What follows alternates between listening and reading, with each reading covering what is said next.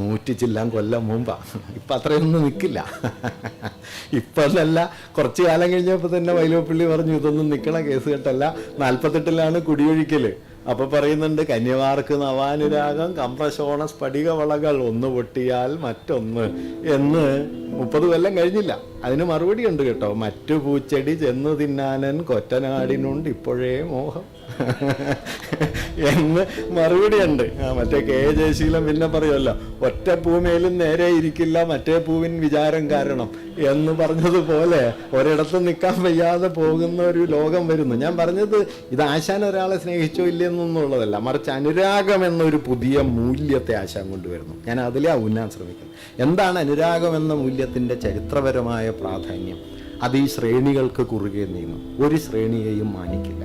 ഒരു ശ്രേണിയെയും മാനിക്കാത്ത അനുഭൂതിയുടെ ഒരു സാന്ദ്രമണ്ഡലം. ലളിതമായിട്ട് പറഞ്ഞാൽ ജാതിബന്ധങ്ങൾക്കും മതവിദ്വേഷങ്ങൾക്കും സാമൂഹിക അസമത്വങ്ങൾക്കും അപ്പുറത്തേക്ക് മനുഷ്യനെ കൈപിടിച്ച് നയിക്കാൻ ശേഷിയുള്ള പുതിയൊരു ആദർശാത്മകമായ അനുഭവസ്ഥാനമാണ് ആശാൻ അനുരാഗം.